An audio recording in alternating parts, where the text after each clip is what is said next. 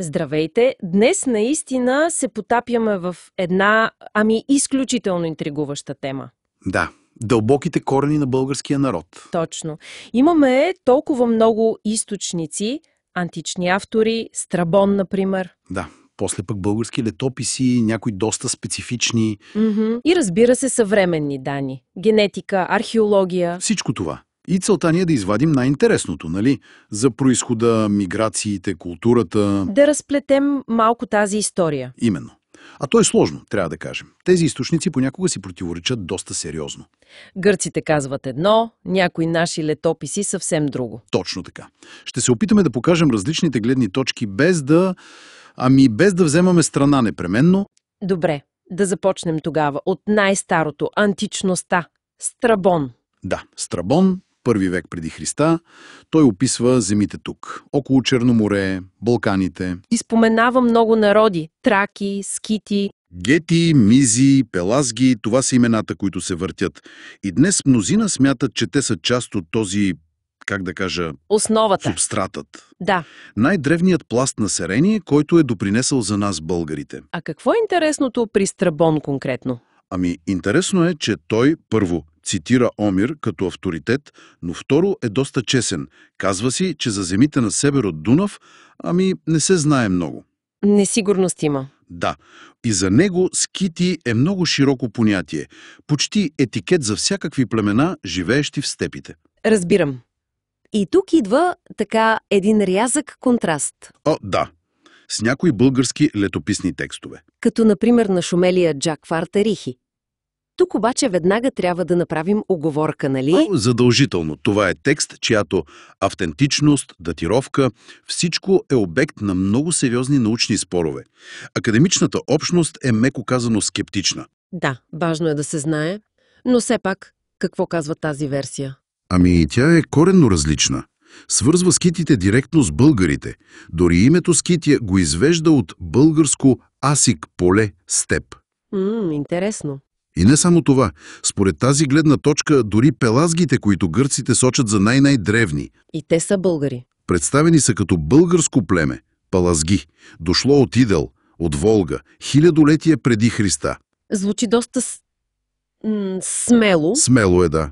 И пак казвам, трябва да се подхожда критично към самия източник, но е част от цялата пъстра картина на разказите за произхода ни. Тези летописи описват и големи миграции, нали? Да, споменават, например, че след Троянската война част от българите, наречени там атрийци, се местят на Апенините. Това е тяхната хипотеза, да, което е много смело твърдение, разбира се, но пък е любопитно, че и Страбон споменава за идването на тиренците, етруските, по море. Просто съвпадение. Трудно е да се каже. А имаме ли по-късни, но по-сигурни данни за миграции? Да.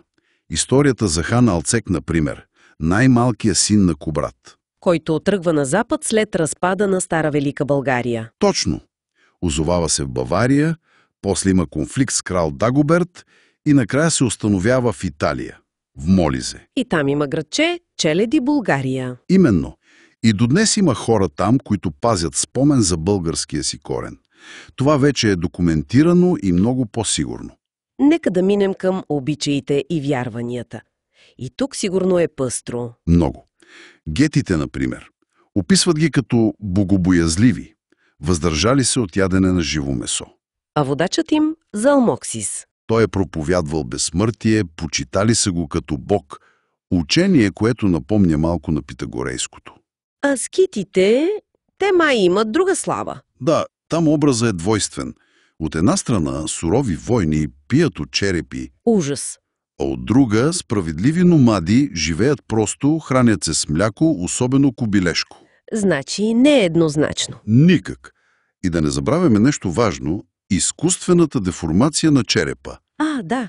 Намиране е в погребения, свързвани с ранни българи. Точно. Вероятно етнически маркер, белег за статус, нещо такова. А преди да приемат ислама, волжките българи са почитали Тенгри. Богът на небето. Върховният бог, да. А за езика. Спомена, че Страбон казва, че даките и гетите говорили един език. Да, това е важно свидетелство. И също добре е да уточним за термина прабългари. Че е научен термин. Да, до Вевенело Чишманов, за да разграничи историческите периоди. Самите хора са си се наричали българи. Просто българи. Добре, и стигаме до съвременната наука – генетика, археология. Какво ни казват те? Ами, генетиката показва нещо много интересно. Оцеляване на много старо мезолитно население тук, в нашия регион.